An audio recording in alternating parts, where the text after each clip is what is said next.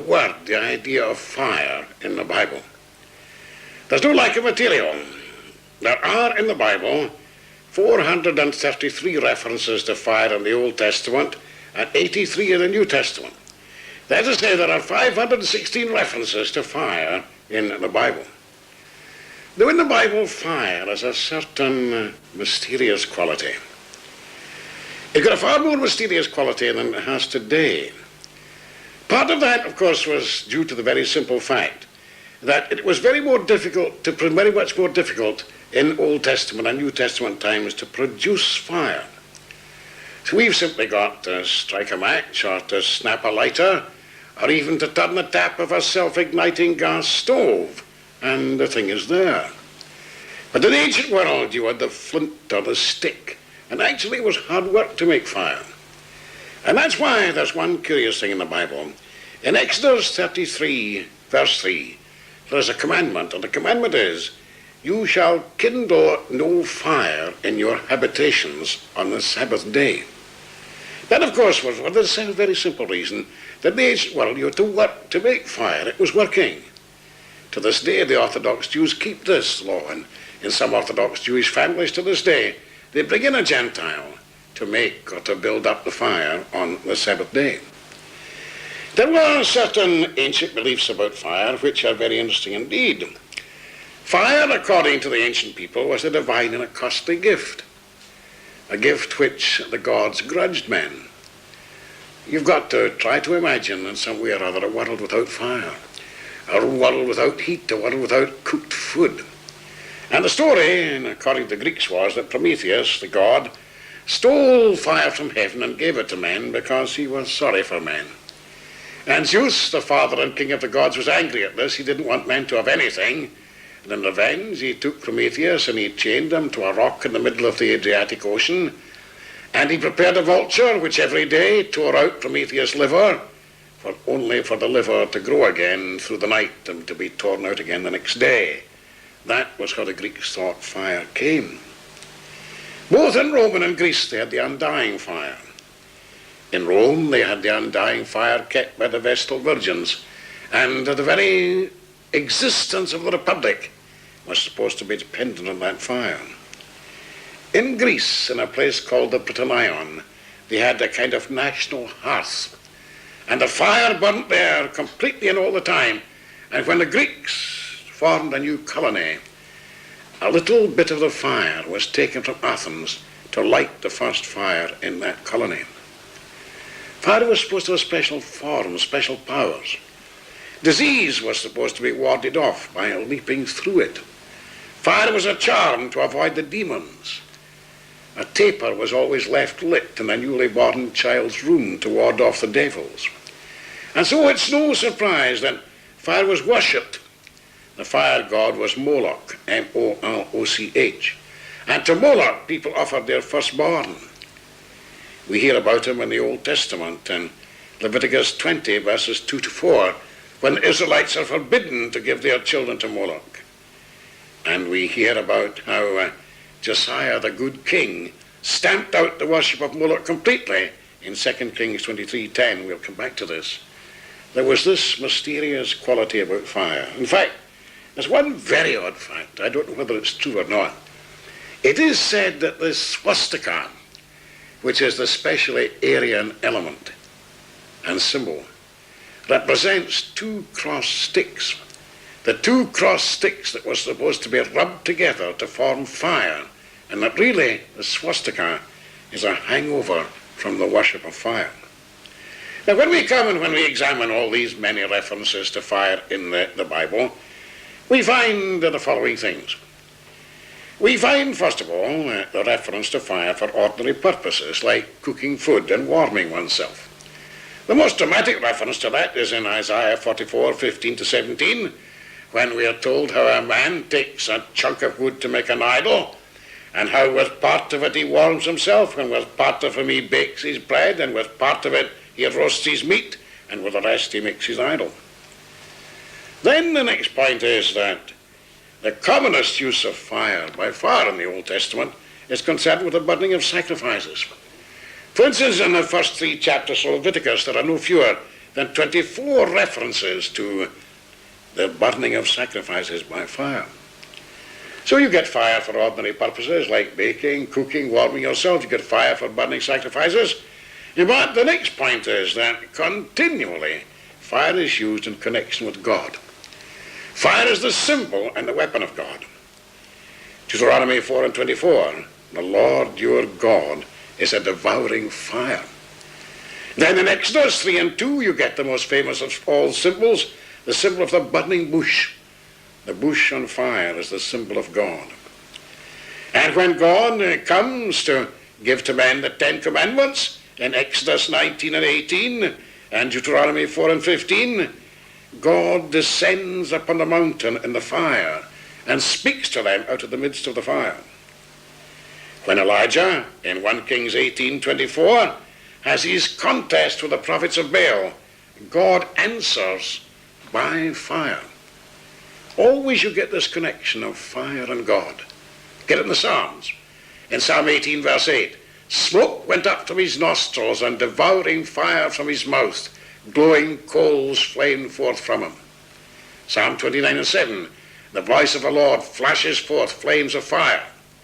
Psalm 50 and 3, our God comes, he does not come in silence. Before him is a devouring fire. So God and fire in the Bible are indissolubly connected. Then there's one very unusual use, a use which is quite apart from any other. Fire is honor. There are 2 2 Chronicles references, 2 Chronicles 16 and 14. When the good King Asa died, they made a very great fire in his honor. And 2 Chronicles 21:19, when the evil Jehoram died, the people made no fire in his honor, like the fire they had made for his fathers. So you see, celebration bonfires go a very long way back to the book of Chronicles and before that. So we've got the ordinary domestic fire, the sacrificial fire. We've got God and fire. We've got honor and fire. And very naturally, you've got destruction and fire. Fire is the destructive element. So the hostile cities are to be burnt with fire. Deuteronomy 13 and 16. In Joshua 7 and 25, Achan, who had sinned against God, was first stoned with his family and his belongings, and then they were burnt. Fire is an annihilating judgment. If you read the first 2 chapters of Amos, where people after people are condemned for this and that and the next sin, always the condemnation ends. So I will send a fire. In Isaiah 66 and 13, by fire will the Lord exercise judgment. In Jeremiah 15 and 14, in my anger a fire is kindled which shall burn forever. In Lamentations 2 and 4, God pours out his fury like fire. And in Job 1 and 14, the fire of God falls from heaven and burns up the servants and the sheep and consumes them. So you've got what you might call the tame domestic fire. You've got what you might call the holy sacrificial fire. You've got the divine fire, which is God. You've got the fire of honor. You've got the annihilating, destructive fire. And very naturally, this brings you to the next thing. Fire is connected with hell. In the New Testament, fire is connected with punishment. Matthew 5 and 22, whoever insults his brother is liable to the hell of fire. In Matthew 13, 40 to 42, the wicked are destined for the furnace of fire. And in Mark 9, 43 to 47, it's better to enter life maimed than to be thrown whole into hell. That is very interesting, and it ties up very clearly in with the Old Testament, and it warns us not to be too literal about this.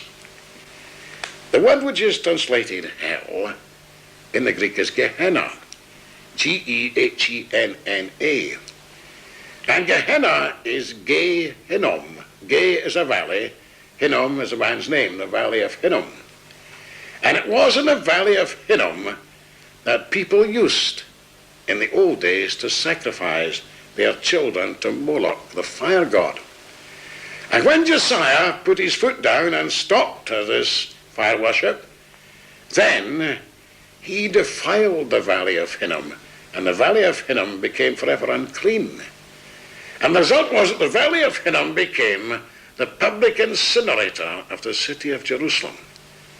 And all the rubbish of Jerusalem was put into the valley of Hinnom, and it always smoldered and smoldered and smoldered.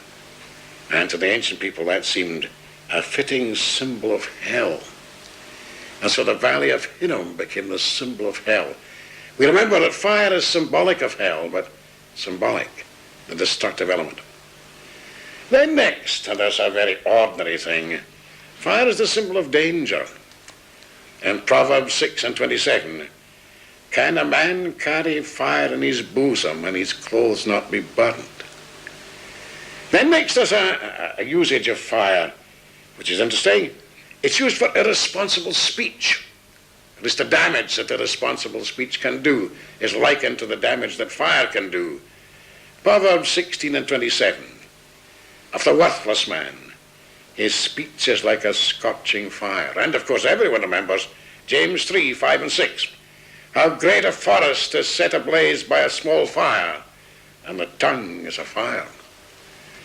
So the domestic fire, the sacrificial fire, the divine fire, the fire of honor, the destructive fire, the fire of danger, the fire of irresponsible speech, and one last thing. In some ways it's the most interesting of all. Fire is the symbol of a refining power. And that's particularly in Malachi 3:3, where it said God is like a refiner's fire. And it says he will sit as a refiner, and he will purify the sons of Levi and refine them like gold and silver. Now the way this was done was extremely interesting. The silver was mixed with lead. The silver and lead were then subjected to very strong heat, and the lead oxidized. And when the lead oxidized, it took the impurities of the silver away with it, and it could be blown off with a bellows. And finally you came to a stage when on the face of the silver there was nothing but an iridescent oxidized film, and finally that vanished. And you see the refiner sits over the fire. And the final test was this: when the refiner could look down into the surface of the silver and see clearly the reflection of his own face, then the silver was pure. And so you see, if God sits refining the nation by fire, he wishes to make the nation such that he can see in it the reflection of his own face. And the refining of fire is meant to produce nothing less than the reflection of God.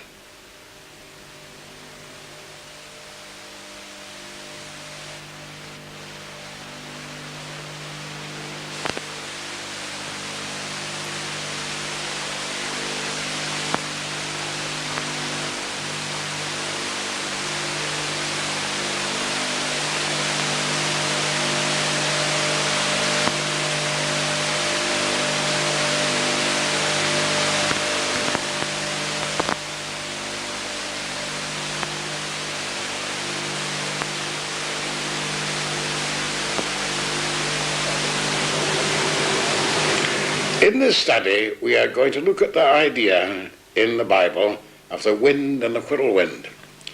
There are in the Bible 160 references to the wind and the whirlwind, 131 in the Old Testament and 29 in the New Testament. And to understand the place that the wind has in biblical thought, we must understand something of the Palestinian background. There are four things I think we must look at. First, in Palestine, the winds could be such as in this country we never see. To this day there is in Palestine a wind called the Black Sirocco. Eric Bishop tells of a thing that happened with the Black Sirocco in 1945 to himself. I quote, "Coming back from Irbid to Amman on October 22nd, 1945, we reached Mafraq in comfort if late. Halfway to Zerka, about 3 p.m., we had to stop the car, as there was so much flying dust and sand, accompanied by sticky heat. We were on the macadamized road, but the headlights were useless. All cars had to stop, and one came to grief. We had seen the dark behind us, and we had hoped we could reach Zerka without being overtaken. Instead, we had to stay where we were, in an exposed place on the road. In the east, there's a terror in the wind that we simply do not experience. Now, in the second place, in the ancient times, the wind interfered with life much more than it does now. For instance, there's not much danger of a house being blown down now in this country. There was in the east, and in particular, the interference was with travelling. See, nowadays, travelling, unless the wind is really exceptional, a ship can sail, and even an aeroplane can fly. But in the ancient world, one of the famous voyages, one of the commonest of all voyages, was from Rome to Alexandria, halfway from one end of the Mediterranean, halfway to the other. Now, this voyage was made by the grain ships, which brought the Roman food supply. And from Rome to Alexandria, sailing took 15 to 25 days. From Alexandria to Rome was very different, because the prevailing wind in the Mediterranean is west, and there were 40 days from the 20th of July when the Etesian winds blew, and it could take 70 days to sail a ship from Alexandria to Rome. You just wonder about this, because you get, for instance, the news of Galba, the emperor's succession in Rome, took 27 days to reach Alexandria. The wind really affected life in those days. You would just flash this news by wireless or something nowadays, but in the old days, the wind really affected life. Then thirdly, we have always to remember, in regard to the ancient world, that the ancient world knew nothing of secondary causes. That's to say, we would say that what makes the wind blow is certain atmospheric conditions. But in the ancient world, they simply said, God did it. The same kind of thing is, the Bible would say, God sent blasting and mildew. We would say that certain conditions of damp and pests and so on brought it. The ancient world, they simply said, God did it. And fourthly, we've got to remember that Galilee had a particular experience of the wind. In Galilee, the lake is deeply sunk and surrounded by mountains. And through the mountains there come ravines, and the ravines act like funnels for the wind to come surging through. And really, in Galilee, the thing can change in half an hour from a flat calm to a raging tempest. H.V. Morton tells of his experience in Galilee. There was not a breath of wind. The sky was blue. But Abdul, the young fisherman, sniffed air, and looking to the south said a storm was coming. This is and always has been one of the peculiarities of the Lake of Galilee. Sudden storms swooped swiftly over this low-lying sheet of water, whipping the surface of the lake with fury and covering it with waves that frequently swamped the small rowing boats.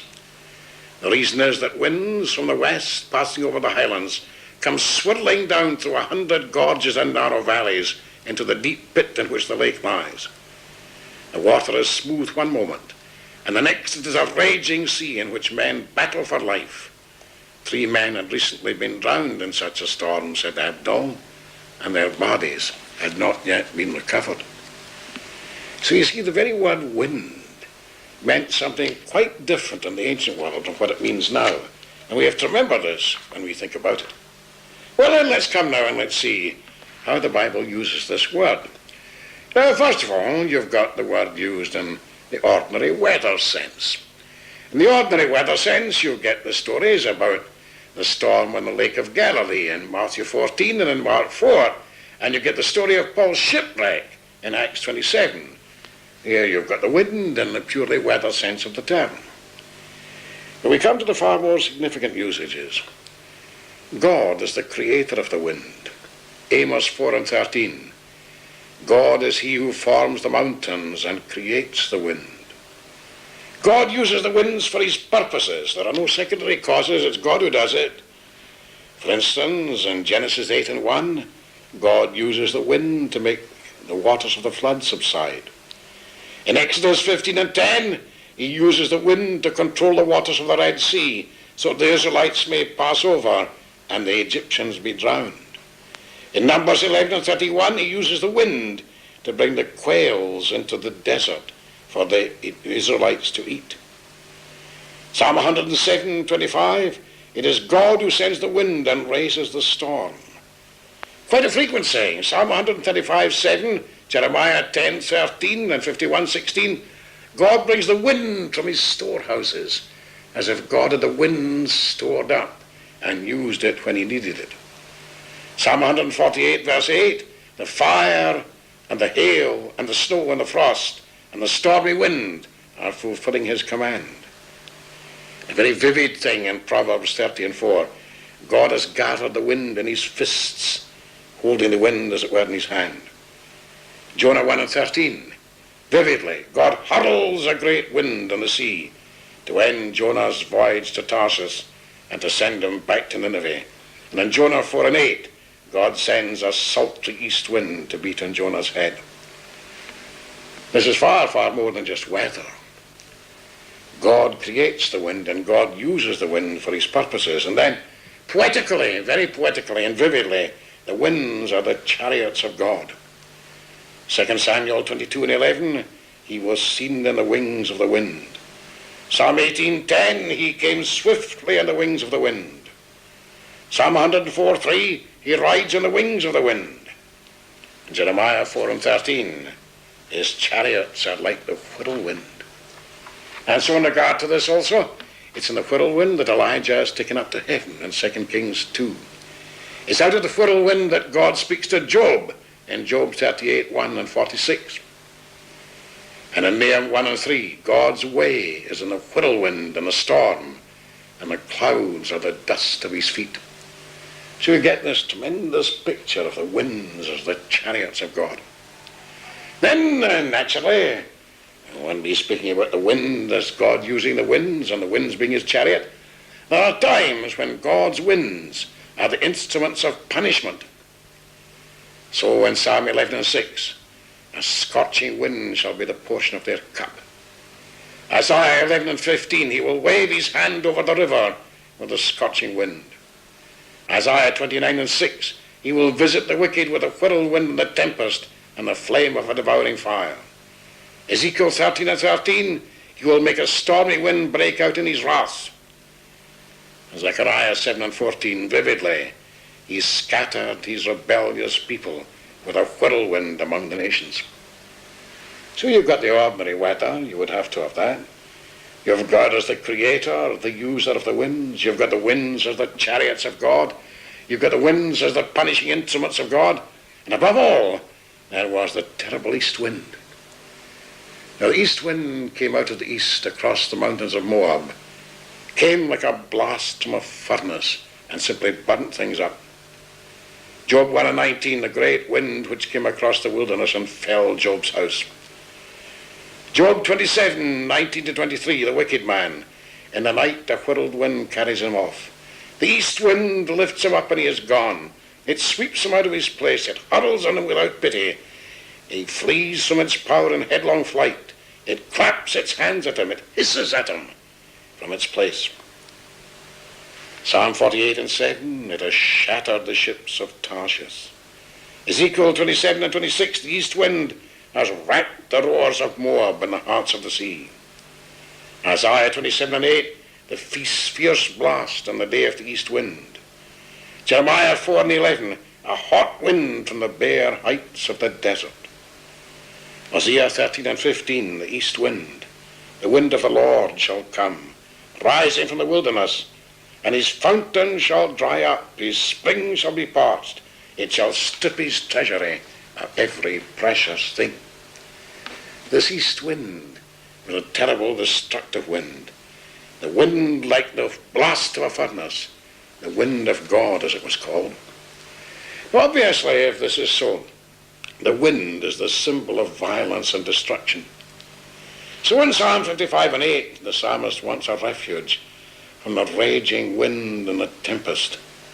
In Psalm 83:13, the wicked are like the whirling dust and the chaff before the wind.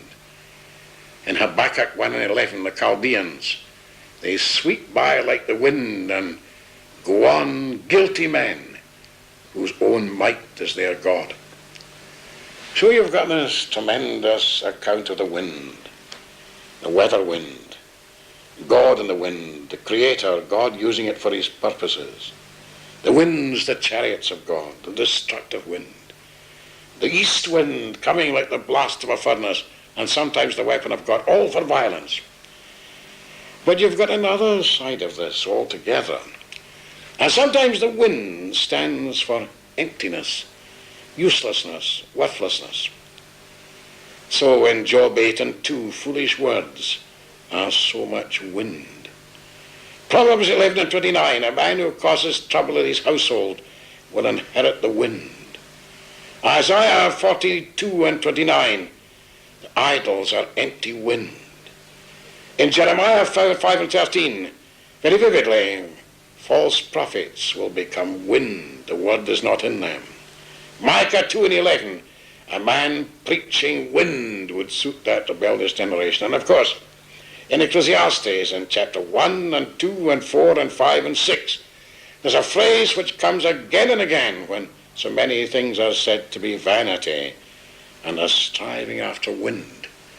This is the other side of the matter. The wind stands for emptiness, worthlessness, uselessness. Then again, in the same line of country, the wind stands for impermanence. Psalm 78:39, he remembered that they were but flesh, a wind that passes and comes not again. In the same line of country, the wind stands for instability. In Ephesians 4:14, Paul tells his people not to be like children, tossed to and fro with every wind of doctrine. In James 1:6, the doubter is like a wave of the sea, driven by the wind and tossed. So you've got the divinity of the wind, which you might say. You've got God using the wind. You've got the destructive strength of the wind. You've got the east wind. Then you've got these other side of the things. You've got the impermanence of the wind, the instability of the wind, the emptiness of the wind. One last thing, because it's important. There's an unpredictable quality about the wind. John 3:8, the wind blows where it wills. And you hear the sound of it, but you do not know whence it comes or whither it goes. And for that very reason, the wind is the symbol of the Spirit.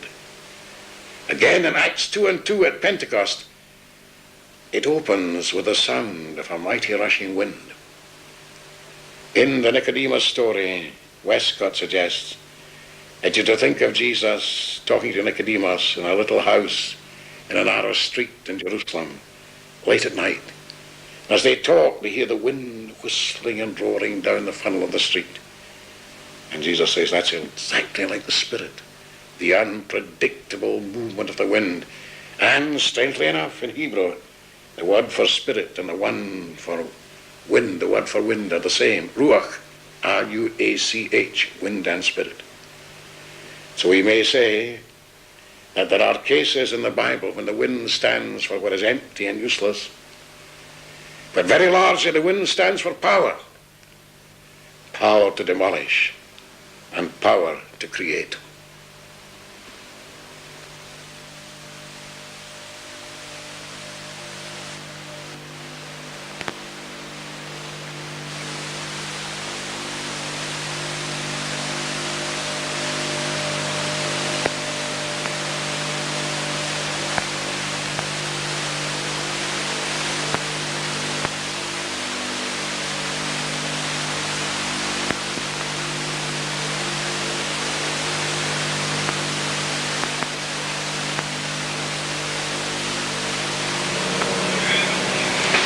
Our subject is freedom and responsibility. It's not an easy subject because the more you think about freedom, the more puzzling it becomes. If anyone is going to be a true, mature, integrated personality, he needs freedom, particularly for two things. In the first place, there can't be any goodness without freedom, because goodness depends on being able to make a choice between two alternatives. If you're bound to make the choice, then you become an automaton, and there's no such thing as goodness at all. So if there's going to be any real goodness, there must be freedom to make the choices with which life confronts us. In the second place, and in some ways it's even more important, there can be no love without freedom. Love has got to be spontaneous. There can be no coerced love. There can be no love under compulsion. Nobody can love to order. In order to love, there must be freedom to react and to respond between personality and personality. This is absolutely true, and yet, when we start working this out, we see at once that freedom is always within certain limitations and within a certain area. There is, in the first place, what you might call the basic limitations. I once heard a story of a small boy who hadn't quite made up his mind whether he was going to be a man or a woman when he grew up. Of course, this was something which had been settled for him long ago. And those of you who know your Gilbert and Sullivan will remember how in Pinafore there is the song which says he might have been a Turk, a French or Turk, he might have been a French or Turk or Prussian, but in spite of all temptations to belong to other nations, he remains an Englishman. Now again, he couldn't very well choose. He's born that way. And so there are these basic limitations out of which we cannot move. Then there are a certain number of limitations of freedom which come to different people in different circumstances. We might call them the limitations of circumstances. For instance, there are purely physical limitations. You can be physically such that there's no good trying to become an Olympic athlete, and that would be true of most of us. There are physical limitations which are much more serious than that. A man can be so physically limited that he can't really ever do an intense day's work or carry out an intense day's study. He's got to work within his limitations. Then there are the limitations of heredity. For instance, to take a very definite example, and what you might call almost a concrete example, there is the person who suffers from hemophilia. Hemophilia, of course, is bleeding, which the blood will not clot, and even a small accident can cause death from bleeding to death. Well, hemophilia is hereditary. It's not something which one chooses to have. You have it or you don't have it. And not only is this kind of medical limitation there too, of course there's character limitation, because you inherit from your parents certain characteristics, certain predispositions, and therefore freedom is once again working within limitations. Again, there is the limitation of environment. It's very obvious that it's much easier for some people to be good than it is for others. If you've got a comfortable home and a room to yourself, how much easier to work than if you live in a room and kitchen and have to work with the noise and clatter of the family all around you. If you have plenty of room, your own bedroom, all this kind of thing, how much easier it is to live in purity than it is if you're living crowded in bad living conditions. Again, it's just a simple fact that many children live in areas where there are first-class schools, others live in areas where schools are not nearly so good, and there's not really undiluted freedom to become educated. Freedom is working all the time within certain circumstances, and so freedom is like that. And of course, there's not only the freedom which is limited by what happens to you, what we've been talking about, there is also the freedom which is limited by yourself. It's not only other people like your parents and your ancestors who do things to you, you do things to yourself. For instance, it's the matter of habit. Bad habits are easy enough to acquire, but they're acquired in this kind of way. You may do a thing, and the first time it's quite difficult to do it. And the second time it's still difficult, but a bit easier. The third time it's easier yet. The fourth and fifth time it's easier yet. Until by the end of a month or two you come to a stage when you can't stop doing it. I don't suppose anyone really ever enjoyed their first cigarette. And yet people can become such slaves to tobacco that they simply can't stop. And so there is the limitation of freedom by habit. The Greeks had a saying, And the great Greeks said of everything, I possess it, but I will not be possessed by it. And the trouble is that in so many cases, we don't possess things now. Things possess us. We've given up our freedom because we've allowed some kind of habit to master us in that particular way. Then there is, of course, the religious matter of predestination. And some people would hold that predestination, everything we do, everything we are, is settled. But I don't think that is what predestination means at all. There are two words which are allied, but which describe very different things. Fate is what you can't help doing. Destiny is what you were meant to do. Fate is an iron necessity, and you can't avoid it. Destiny is something that you were intended to do, but you can refuse. Now, I think predestination means that we do have a destiny, but we don't have a fate. There is something we were meant to do. There's a purpose for us, but we don't need to accept that purpose, and we don't need to accept that destiny. And so I think we can talk about predestination in the sense of having a destiny, but not in the sense of having a fate. And yet, in spite of all I've been saying, we are conscious that we have freedom. Argue as you will, a man is perfectly conscious that he does make his own decisions. When he's confronted with a decision, he knows he made it. And the proof of this is the existence of regret and remorse. If we really believed that we had no choice, if we really believed that we did things because we had to and we couldn't escape it, there'd be no such thing as regret or remorse. But there is regret and remorse. And regret and remorse are the proof that we are quite conscious that we could have done otherwise. And then even if you take these limitations of freedom, like physical handicaps, like environment, like heredity that I was talking about, there is one bit of freedom even there. That's this. Somebody said once, suffering colours life, doesn't it? Said this to a sufferer. And the other sufferer and the sufferer answered, yes, but I propose to choose the colour. Now that's to say, you may be involved in a certain kind of physical handicap. You may be involved in a kind of heredity. You may be involved in a kind of environment. Can't help that, but you can control your attitude to it. And there is this freedom of attitude which makes all the difference in the world. But freedom does involve responsibility. And freedom involves responsibility in two ways. It involves responsibility as a member of the community. No man is an individual. We all live within a community. And if we live within a community, we are bound to live within the reign of law. We're not free to steal. You can't go into a shop and lift what you like. We're not free to kill. If you don't like a person, you're not free to go up and hit them over the head and strike them.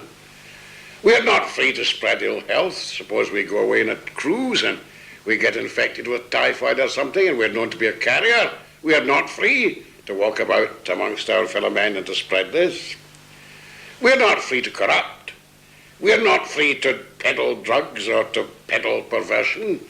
There is always, freedom involves your responsibility to the community. And it is the very existence of law which preserves your freedom.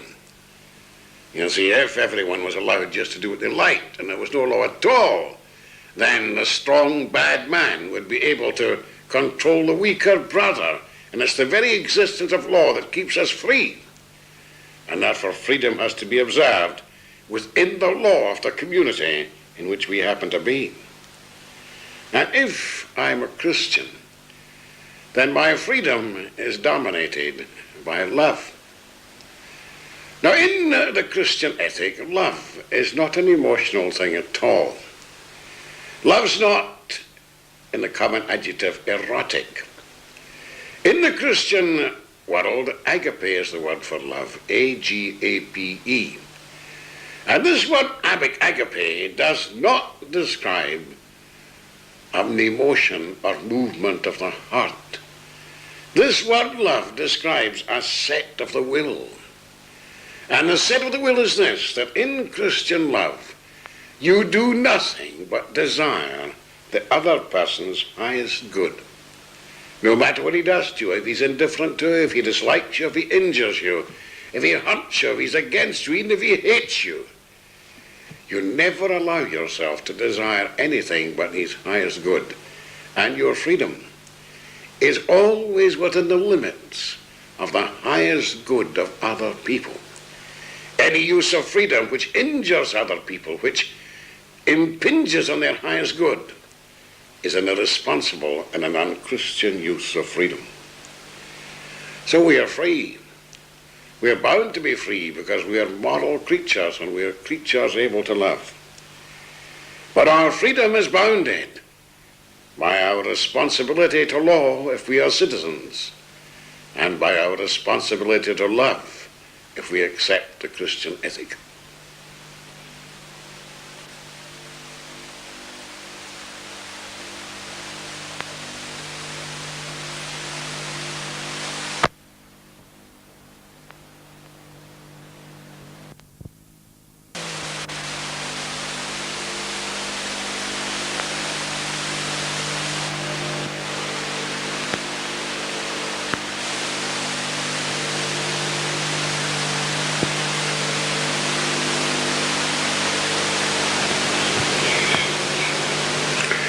Our subject in this discussion is sin. Sin is not a popular word today. One of the most famous remarks made in the 20th century was the remark of Sir Oliver Lodge when he said, "This generation is not worrying about its sins." In a sense, this is true because sin is not a word that we use often. In fact, most of us would regard sin as having nothing at all to do with us. We don't claim to be perfect by any means, but we would rather resent being called sinner. A murderer, oh yes, a murderer's a sinner all right. An embezzler or a train robber, yes, he's a sinner all right. A jailer at Belson, yes, he's a sinner all right. A hard drug peddler, yes, he's a sinner all right. But we do none of these things, therefore we're not sinners. All right. What is sin? First of all, let's look at the answer of the Shorter Catechism. The Shorter Catechism asks what sin is, and it answers, "Sin is any want of conformity unto or transgression of the law of God." A good answer, but it's not in our language. It doesn't mean very much to us, and we certainly wouldn't speak like that. So once again, we've got to ask what sin is, and the best thing we can do is to start and study some words. Let's look at the New Testament and let's see that the words the New Testament uses for sin, and then we'll see what sin means. The commonest word for sin is the word hamartia, H-A-M-A-R-T-I-A. Hamartia in Greek, it did not begin by being a moral and ethical word at all. Hamartia began by being a shooting word, and hamartia is a missing of the target.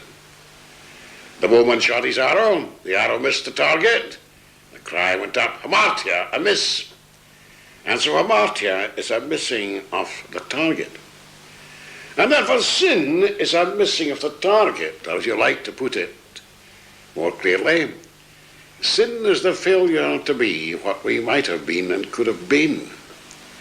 Sin is the failure to achieve the target of life. Well, just ask ourselves in view of that, are we as physically fit as we might be? If we're not, that's sin. Are we as intellectually well qualified as we might be? Have we been as good a student as we might be? Have we developed and stored our mind as we might? If we don't, that's sin. Are we morally as good as we might be? Have we the purity that we ought to have? Are there any habits which dominate us? Are we as good citizens as we should be? If not, that's sin. Take the case of the family. Are we as good a son or a daughter as we could be? Are we as good a father or mother as we could be? Are we as good a brother or sister as we could be? If not, that's sin. I think really this gets most of us. Because I think there is in life a kind of universal failure. It's not that we've crashed hopelessly and disastrously, but we haven't reached the target. that we might have reached, and not to reach it is sin. The second word for sin is parabasis, P-A-R-A-B-A-S-I-S, parabasis. This word means, literally this, para means a cross, and basis, B-A-S-I-S, means a line. And parabasis literally means a stepping across the line. And what this means is that between right and wrong there's a line. And to step across that line is sin. Well, what about it? Have we always stayed on the right side of the line of honesty? Someone has said that in the modern world almost everybody has his ramp. And I know it to be true that in certain schools, and good schools, it's a kind of test to go to some supermarket or some place like Woolworths or Marks and Spencer's and steal something. Then you become one of the elite once you are a shoplifter. And it has to be remembered, that's the extraordinary fact, that this kind of pilfering in this country is responsible for the loss of about £100 million worth of goods per year. Honesty? Do we always stay on the right side of the line of truth? Dr. Johnson was meticulous about this. He used to say, if your child says he saw something happen out of one window and it actually happened when he saw it out of another, stop him at once. Because, said Dr. Johnson, this kind of thing goes on and on and on. Until the end, we get careless of the truth. Not deliberately, but just kind of automatically not accurate in our statements. Are we always on the right side of the line of honesty, of truth? Are we always on the right side of the line of kindness to other people, our relations and our friends? Again, I'm pretty sure this gets most of us. The third word for sin is paraptoma, P-A-R-A-P-T-O-M-A. Now, we've got this word para again, across, and paraptoma is not step across. Toma is a slip. And paraptoma is a slip across the line. It's not what you would call a deliberate sin. It's something that happens almost by accident. Fisher, the great seaman, once made the epigram, life is strewn with orange peel. What he meant was that it's dreadfully easy to slip. Well, do we ever, for instance, slip into language that's not just all that it should be? Do we ever slip into bursts of anger or temper, and that is just not what it should be? Do we ever slip into times of moodiness, which are not what they should be? They say, the great saying, that eternal vigilance is the price of freedom. And eternal vigilance is the price of goodness too, because it's very easy to slip. And I should imagine most of us at one time or another do it. The fourth word is the word anomia, A-N-O-M-I-A.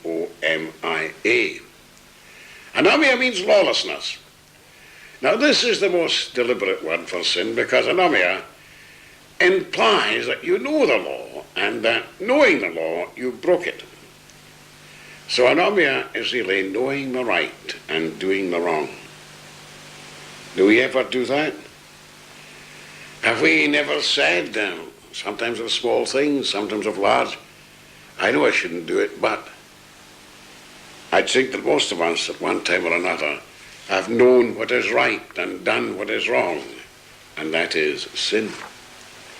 The last word, the fifth word, is ophilema, O-P-H-E-I-L-E-M-A. And ophilema is the word in the Lord's Prayer when we pray, forgive us our debts. Now in this case in the New Testament, it's not a money debt. Oh, mind you, money debts are important. The way a man uses his money is no bad test of the man.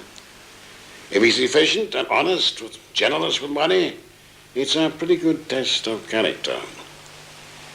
But the debt in question is a moral debt. The debt is what is due. And our debt is a failure in duty. Now once again we've got to ask the question, we've got to ask ourselves, have I always done my duty? My duty to myself.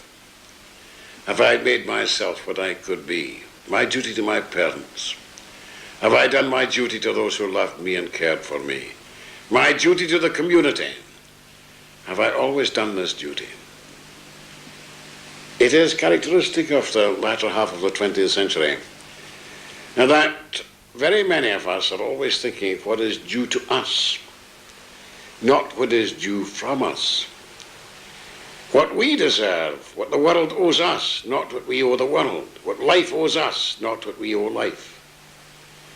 And to fail in your duty to people and to life, to fail to pay, to give, to do what is due is sin. Run over these words again, hamartia. The failure to be what we might have been. Parabasis, the crossing of the line between right and wrong. Paraptoma, the slipping into the wrong thing through lack of vigilance. Anomia, the doing of the wrong thing when we knew the right thing. Philema, the failure in duty to life and to the world and to people. I rather think that when we think of the meaning of sin, we will not be so sure that the word, has nothing to do with us.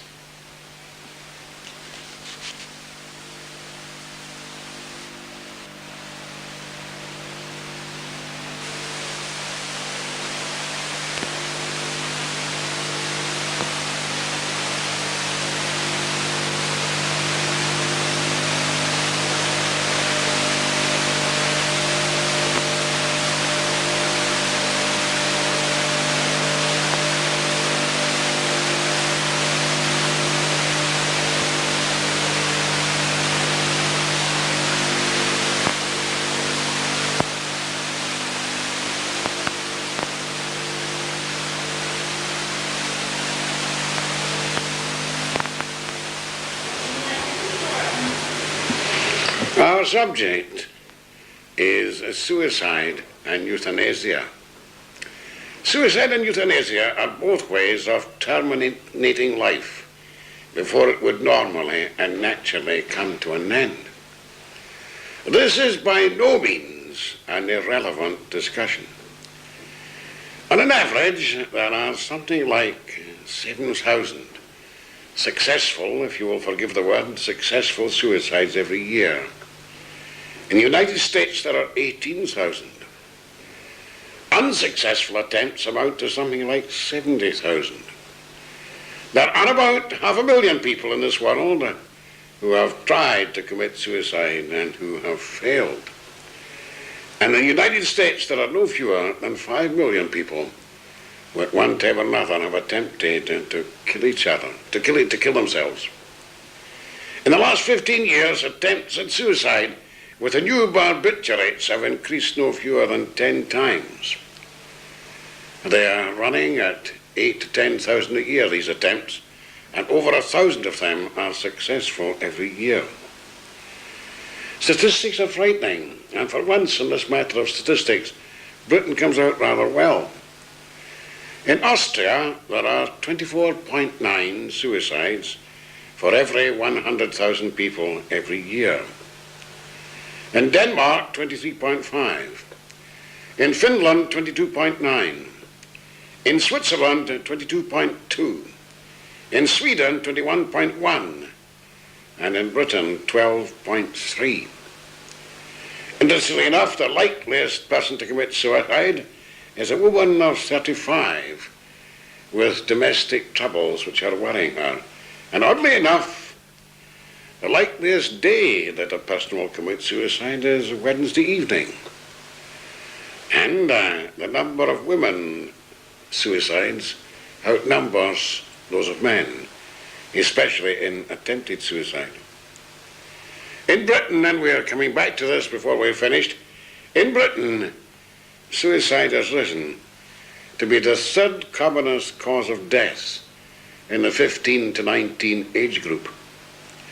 In view of all these statistics, all these facts, this is by no means an irrelevant discussion. We can say certain things about suicide. First of all, we can say this, that suicide is definitely unnatural. It is said that self-preservation is the first law of life. Therefore, the natural thing for anyone to do is to cling to life, not to destroy it. It could be said that suicide occurs always when a person is of unsound mind. This would be a perfectly legitimate argument. The second general thing we can say about suicide is that suicide is the action of despair. Because suicide is the proof that a person has reached a state where life is intolerable and where he believes that nothing can be done about it, where there is no solution. Some of the unbearable situations which come are incurable illness involving unendurable pain, involvement in a moral situation which has brought irremediable disaster or unfaceable shame, a material situation in which all that has made life worth living is lost, and perhaps commonest of all, the inability to face the tension of life, the failure of nerve, quite generally the collapse beneath the strain. So you see, take it whatever way you like to take it, suicide is attempted escape. Suicide is always running away from the problem because there doesn't seem to be any solution at all. It's always, finally, the refusal to face life. Well then, what about it? The Stoics once said that the gods gave men the gift of life, and they gave men the still greater gift of taking their own lives away. Is that true?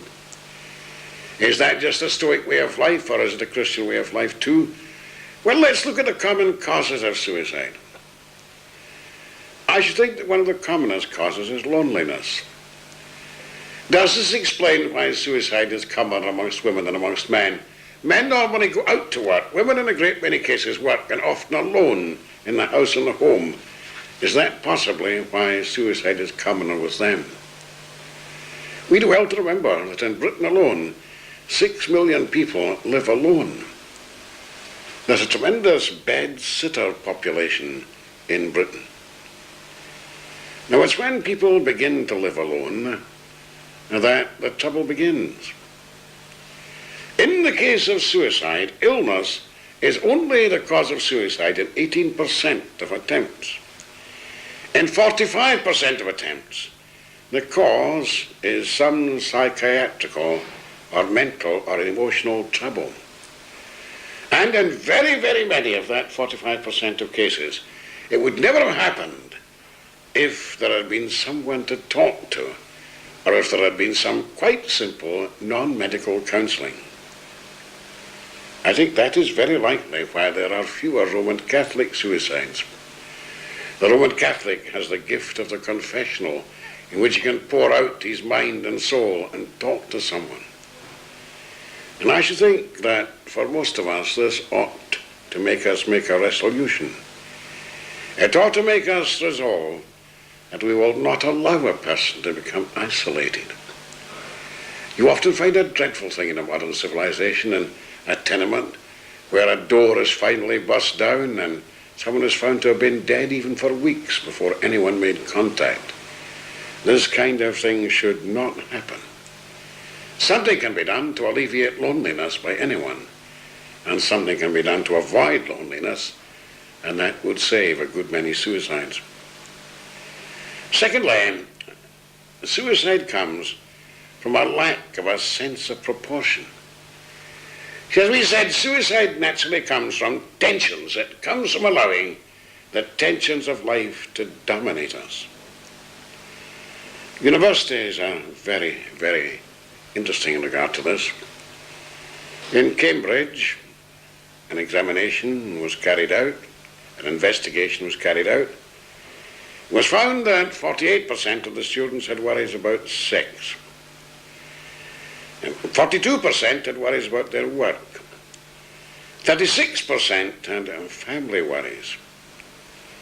It was also found that the likeliest person to commit suicide was the boy who had come up, or the girl who had come up, from a grammar school from a rather poor home. And it was also found that in the universities of Oxford and Cambridge, the suicide rate is 5 times the average. On an average, there are 5 times more suicides in the universities than anywhere else. Now, does this just mean that examination technique and examination results have got out of all control? Does it mean that there's a lack of proportion? You see, there are more important things in life than getting a class ticket. And does it mean that perhaps there are a lot of people receiving higher education who might have been better not to? See, one of the extraordinary things was that there wasn't nearly this incidence of university suicide during the days of national service. Because you see, in national service, when a young man was sent out to the army, either in this country or in America, the time he was 18,